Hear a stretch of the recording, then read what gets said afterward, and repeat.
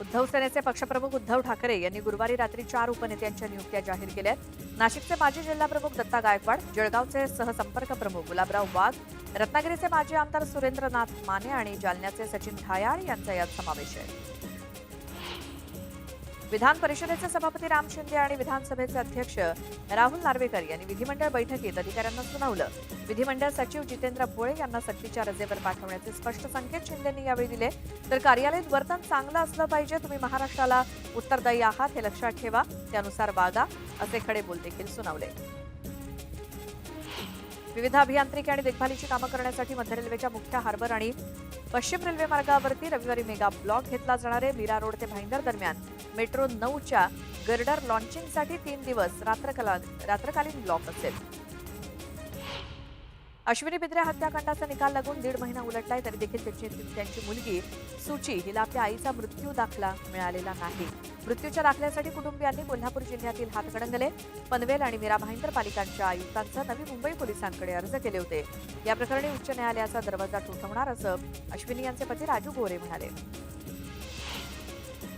नवी दिल्लीत मे महिन्यात प्रवासी वाहनांच्या विक्रीत 3% घसरण झाल्याची माहिती शिखर संघटना फाडानं दिली.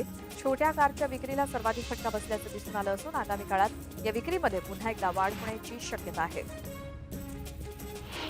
मुंबई विमानतळाच्या टर्मिनल 2 इथून येत्या महिना अखेर प्रीपेड रिक्षा सुरू होणार आहेत. यासाठी आवश्यक त्या पायाभूत सुविधा, सॉफ्टवेअर आणि अन्य सुविधा उभारण्याचं काम सध्या सुरू आहे.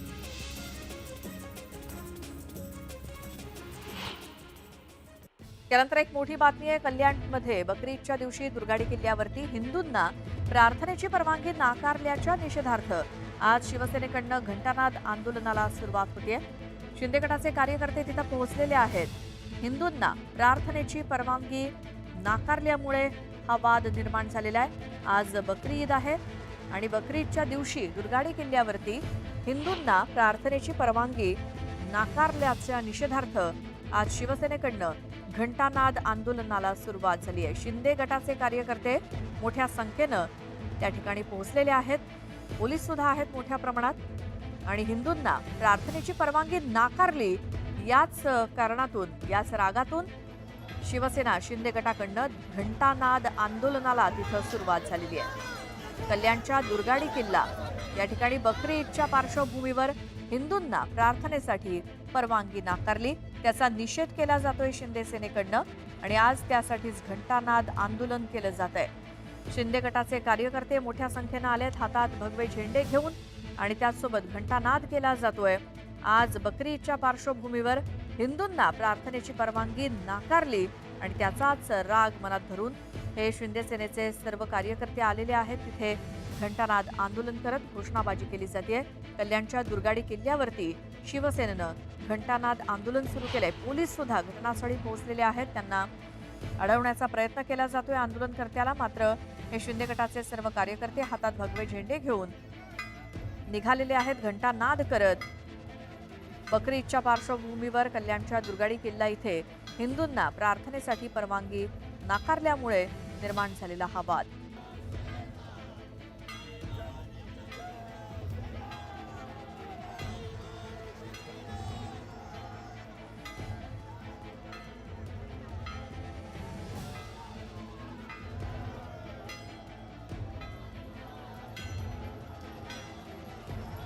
कल्याणमध्ये दुर्गाडी किल्ला इथे बकरी ईदच्या निमित्तानं आज हिंदूंना तिथं प्रार्थनेसाठी परवानगी नाकारलेली आहे. आज बकरी ईद असल्यामुळे आणि म्हणूनच याच रागातनं शिंदेंच्या शिवसेनेचे हे कार्यकर्ते, पदाधिकारी सगळे निघालेले आहेत. रस्त्यावरनं घंटानाद आंदोलन करत निषेध केला जातोय या गोष्टीचा. हिंदूंना प्रार्थनेसाठी परवानगी का नाकारली असा सवाल करत घंटानाद आंदोलन करत रस्त्यानं ही प्रभात फेरीच म्हणावी लागेल, आंदोलन करत काढली जाते आणि जोरजोरात घोषणाबाजी सुरू आहे. आमचे प्रतिनिधी प्रदीप भणगे आपल्या सोबत आहेत, त्यांच्याशी बोलूयात. प्रदीप, काय माहिती, कोण कोण सहभागी आहे, कधी निघालाय हा मोर्चा? आपण जर बघितलं तर बकरीच्या दिवशी दरवर्षी कल्याण पश्चिमच्या दुर्गाडी किल्ल्याच्या येथे शिवसैनिकांतर्फे आंदोलन केले जाते। त्याचप्रमाणे यावर्षी सुद्धा आता शिवसैनिकांकडनं आंदोलन सुरू झालेले आहे। शिवसेना शिंदे गटाचे कार्यकर्ते हे दुर्गाडीच्या किल्ल्याच्या जवळ पोहोचलेले आहेत, मात्र पोलिसांनी त्या आंदोलकांना अडवलेले आहेत। थोड्याच वेळात तिथे ठाकरे गटाचे शिवसैनिक सुद्धा येतील। आपण जर बघितलं तर दुर्गाडी किल्ल्यावरती मातेचं मंदिर आहे, या मंदिरात आम्हाला जाऊ द्या अशी मागणी शिवसैनिक करत असतात। मात्र बकरीच्या दिवशी तिकडे नमाज अदा केला जातो, त्या रस्त्यावरती नमाज अदा केला जातो, त्यामुळे पोलिस कुठल्याही दोन्ही गटांमध्ये वाद होऊ नये म्हणून पोलीस बंदोबस्त ठेवतात आणि पोलीस दुर्गाडी किल्ल्याच्या अलीकडेच शिवसैनिकांना अडवतात। 1972 पासून या आंदोलनाला सुरुवात झाली आहे। आम्हाला देवीच्या मंदिराकडे जाऊन घंटानाद करू दे, आरती करू दे असं शिवसैनिकांचं म्हणणं आहे। 1972 पासून हे आंदोलन आज सगळ्यात होत आहे। आपण जर बघितलं तर शिवसेनेमध्ये 2 गट झाले, त्यानंतर दोन्ही गटाकडून हे आंदोलन आता होताना दिसतंय। शिंदे गटातले जे पदाधिकारी आहेत हे घटनास्थळी पोहोचलेले आहेत, ठाकरे गटाचे पदाधिकारी हे थोड्याच वेळात तिकडे पोहोचतील। बिलकुल प्रदीप, धन्यवाद या सगळ्या माहितीसाठी। तर हे आंदोलन तर कल्याणच्या दुर्गाडी किल्ला परिसरामध्ये सुरू झालेलं आहे आणि तिथे शिंदेंच्या शिवसेनेचे बरेचसे कार्यकर्ते पोहोचलेत घंटानाद करत, कारण आज बकरी ईदच्या पार्श्वभूमीवर तिथं हिंदूंना प्रार्थनेसाठी आजच्या दिवशी परवानगी नाकारली आहे आणि याचाच निषेध करत हे सगळेजण आंदोलन करतायत, घोषणाबाजी करतायत। महायुतीसाठी गेम चेंजर ठरलेली लाडकी बहीण योजना आता महायुती सरकारच्या काही विभागांसाठी डोकेदुखी ठरत असल्याचं दिसतंय। कारण लाडकी बहीण योजनेसाठी पुन्हा एकदा सामाजिक न्याय आणि आदिवासी विकास विभागाचा निधी वळवल्याचं समोर आलंय, त्यामुळे लाडकी बहीण योजनेमुळे सामाजिक न्याय आणि आदिवासी विकास विभागाला कडकी लागल्याचं दिसतंय। लाडकीमुळे इतर विभागांना कडकी, सामाजिक न्याय आदिवासींची तक्रार, दोन्ही खात्यांचा निधी पुन्हा वळवला। यावर्षी 7,317 कोटींच्या निधीची तरतूद। लाडकी बहीण योजना महाराष्ट्राच्या राजकारणाला कलाटणी देणारी लाडकी बहीण योजना जाहीर झाल्यापासूनच सातत्यानं चर्चेचा विषय ठरतेय। पण आता गेल्या काही महिन्यांपासून लाडकी बहीण योजनेचा निधी महायुतीत नाराजीचं कारण ठरू लागलाय। काही दिवसांपूर्वी सामाजिक न्याय विभागाचे मंत्री असलेल्या संजय शिरसाट यांनी त्यांच्या विभागाचा निधी वळवल्याची तक्रार केली, पण आता पुन्हा एकदा सामाजिक न्याय विभागाचा निधी वळवण्यात आला, त्यासोबत आदिवासी विकास विभागाचा निधी पुन्हा वळवल्याचं समोर आलं। लाडकी बहीण योजनेसाठी आतापर्यंत सामाजिक न्याय विभागाचे 810 कोटी 60 लाखांचा निधी वळवण्यात आला, तर वर्षभरात सामाजिक न्याय विभागाचा तब्बल 6,765 कोटी रुपयांचा निधी वळवला जाणार आहे, तर आदिवासी विभागाचाही 3 वेळा मिळून 335 कोटी 70 लाखांचा निधी वळवला गेला। निधी वळवल्यामुळे सामाजिक न्याय विभागाला यावर्षी 7,317 कोटी रुपयांच्या निधीची तूट भासणार आहे। सामाजिक न्याय विभागाच्या निधीच्या पळवापळवी विरोधात संजय शिरसाट यांनी पुन्हा एकदा तक्रार केल्याचं कळतंय। या संदर्भात जेव्हा त्यांना विचारणा केली तेव्हा मात्र त्यांनी काहीही न बोलता हात जोडत एक प्रकारे नाराजी व्यक्त केली। शिंदे गटांच्या मंत्र्यांना निधी मिळत नाही अशी तक्रार होती। तुम्ही काल आदिवासी विभागाचा पैसा वळवला जातो, विरोध करताय, आता बोलत नाही। आदिवासी विभागाचा पैसा वळवला जातो। खरं तर यापूर्वी संजय शिरसाट यांनी विभागाचा निधी योजनेसाठी वळवल्याप्रकरणी आगपाखड केली। त्यानंतर मुख्यमंत्री देवेंद्र फडणवीस आणि इतर मंत्र्यांनी परिस्थिती हाताळून शिरसाट यांना शांत केलं, पण आता पुन्हा 410 कोटींचा निधी लाडकी बहीण योजनेसाठी वळवल्यानं वाद निर्माण होण्याची शक्यता आहे। महानगरपालिकेच्या जिल्हा परिषद पंचायत समित्या होईपर्यंत पैसे मिळतील, मग ते भले 2 महिन्यांनी मिळतील, महिन्यांनी, पण आता मिळतीलच। आणि ते संपता क्षणी बजेट नाही, अजित पवारांनी तर डायरेक्ट सांगितलं बजेटच नाही, कुठून देणार। आणि ते जे मंत्री आहेत सगळे, ज्यांच्या खात्यातून एवढे हजार करोड त्यांना न विचारता देत आहेत। जनतेने आम्हाला निवडून दिलेले आहे, ह्या कुठल्या घटकावर अन्याय करण्याच्या करता नाही, न्याय देण्याच्या करता। गेल्या वर्षी माझ्या सामाजिक न्याय विभागाला आणि आमच्या आदिवासी विकास विभागाला जो काही निधी दिलेला होता त्याच्यात 39 ते 41% आपण वाढ केली. काही जण बोलून जातात, परंतु त्याच्यात हे निर्णय होतात हे पूर्ण मंत्रिमंडळ घेत असतं, त्याला मंत्रिमंडळाची मान्यता असते. लाडकी बहीण योजनेचा मे महिन्याच्या हप्त्याची तरतूद आता सामाजिक न्याय आणि आदिवासी विकास विभागाच्या हप्त्यातून केल्याची चर्चा आहे. परिणामी लाडक्या बहिणीच्या खात्यात मेचे हप्ते पडायला सुरुवात झाली आहे.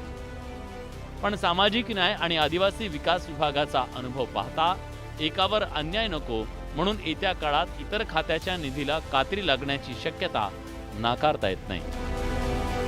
शरद जाधव, न्यूज 18 लोकमत, मुंबई. पुन्हा पाहूयात गावाकडच्या 50 बातम्या.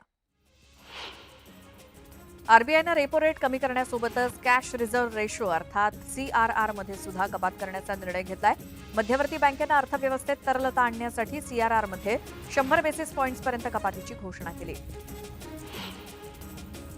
1 मे पासून बेस्ट बसची तिकीट दरवाढ झाल्यानंतर मुंबईकरांनी त्याकडे पाठ फिरवल्याचं स्पष्ट झालंय. दरवाढ झाल्यानंतर महिन्याभरात बस प्रवाशांची संख्या 5 लाखांनी कमी झाली आहे. मात्र बेस्टचा मासिक महसूल सरासरी 74 कोटी रुपयांनी वाढल्याची नोंद झाली आहे. बेस्ट बसची वाढ बघण्यापेक्षा जवळचे प्रवासी आता रिक्षा किंवा टॅक्सीनं प्रवास करू लागल्यामुळे प्रवासी संख्येवरती परिणाम झाल्याचं समोर आलंय. पश्चिम रेल्वेवरील चर्चगेट स्थानकातील एका केक शॉपला पेस्ट्री स्टोरेज फ्रीजमध्ये शॉर्ट सर्किट झाल्यामुळे गुरुवारी आग लागली. या प्रकरणी आता पश्चिम रेल्वेनं आगीचं कारण शोधण्यासाठी एक समिती स्थापन केली. समितीमध्ये Indian railway catering and tourism corporation, पश्चिम रेल्वेचा ऑपरेटिंग कमर्शियल, इलेक्ट्रिकल विभाग आणि रेल्वे प्रोटेक्शन फोर्स यांचा समावेश आहे. मुंबईतील विना अनुदानित शिक्षण संस्थांमधील शालार्थ आयडी नसलेल्या शिक्षकांना बाहेर काढण्यात आल्यामुळे पुन्हा गोंधळ झालाय. राज्य शैक्षणिक संशोधन प्रशिक्षण परिषदेनं या शिक्षकांसाठी हे प्रशिक्षण नसल्याचं स्पष्ट केलं. नीट पीजी 2025 परीक्षा 3 ऑगस्ट रोजी एका सत्रात आयोजित करण्याची परवानगी सर्वोच्च न्यायालयानं राष्ट्रीय परीक्षा बोर्डाला दिली आहे. नीट पीजी 2025 परीक्षा आयोजित करण्यासाठी NBEला आणखी वेळ दिला जाणार नाही असं सर्वोच्च न्यायालयानं स्पष्ट केलंय. राज्य सामायिक प्रवेश परीक्षा कक्षामार्फत BBA, BCA, BBM, BMS या परीक्षा पुन्हा एकदा घेण्याचा निर्णय घेण्यात आलाय. या परीक्षेसाठी विद्यार्थ्यांची नोंदणी अत्यल्प झाल्यामुळे कॉलेजेसमधील जागा मोठ्या संख्येनं रिक्त राहणार आहेत. त्यामुळे आणखी विद्यार्थ्यांना प्रवेशाची संधी मिळावी या उद्देशानं ही परीक्षा पुन्हा घेतली जाईल. इयत्ता 11वीच्या प्रवेश प्रक्रियेमध्ये विद्यार्थ्यांना अर्ज भाग 2 लॉक करण्यासाठी आज 7 जून दुपारी 12:30 वाजेपर्यंत मुदत देण्यात आली आहे. त्यामुळे संबंधित विद्यार्थ्यांनी अर्ज भाग 2 मधील आपला पसंतीक्रम दिलेल्या मुदतीत लॉक करावा असं आवाहन माध्यमिक आणि उच्च माध्यमिक शिक्षण संचालनालयानं केलंय. व्यवसाय शिक्षण आणि प्रशिक्षण संचालनालयानं ITI प्रवेशासाठी 27 जूनपर्यंत मुदतवाढ दिली. विद्यार्थ्यांसाठी 6 जूनपासून चॅटबॉटची देखील व्यवस्था सुरू करण्यात आली आहे. मुंबई शहरातील हेल्पलाईन क्रमांक शुक्रवारी काही काळ बंद असल्यामुळे हा निर्णय घेण्यात आलाय. पुण्यामध्ये महाराष्ट्र राज्यस्तरीय पात्रता परीक्षा रविवारी घेण्यात येणार असून राज्यभरातनं 1,10,000पेक्षा अधिक उमेदवारांनी अर्ज नोंदणी केली आहे. या उमेदवारांना त्यांच्या लॉग इनमध्ये प्रवेशपत्र उपलब्ध करून देण्यात आलं असून परीक्षा ऑफलाईन पद्धतीनं घेतली जाणार आहे. गेल्या काही दिवसांपासून सुट्टीवर असलेला पाऊस पुन्हा सक्रिय होण्याची शक्यता हवामान खात्यानं वर्तवली आहे. त्यामुळे उकाड्यानं हैराण झालेल्या मुंबईकरांना काहीसा दिलासा मिळू शकेल. हवामान खात्याच्या अंदाजानुसार 12 ते 13 जूनपर्यंत महाराष्ट्रासह मध्य भारतातील काही भागात पाऊस पडण्याची शक्यता आहे. येत्या 5 ते 6 दिवसात राज्यात मेघगर्जनेसह पाऊस पडण्याचा अंदाज आहे. सोलापूर जिल्ह्यातील वरदायीने ठरलेल्या उजनी धरणाची पाणी पातळी संथ गतीनं वाढते आहे. धरणात सध्या 80.84 TMC पाणीसाठा जमा झालाय. विकास कामांमध्ये अडथळा आणणाऱ्या आमदारांना पंकजा मुंडेंनी इशारा दिलाय. निधी अडवला जात असल्याचे प्रकार अजिबात सहन करणार नाही. कुणी अडवणूक करत असेल तर रेकॉर्डवरती घ्या आणि अजित पवारांसमोर मांडा, अशा सूचना पंकजा मुंडेंनी केल्या आहेत. कोल्हापुरात सतीश पाटील गटाचे महापालिकेतील गटनेते शारंगधर देशमुख यांनी शिवसेनेत प्रवेश केला. विधानसभा निवडणुकीमध्ये तिकीट डावलल्यामुळे देशमुख नाराज होते.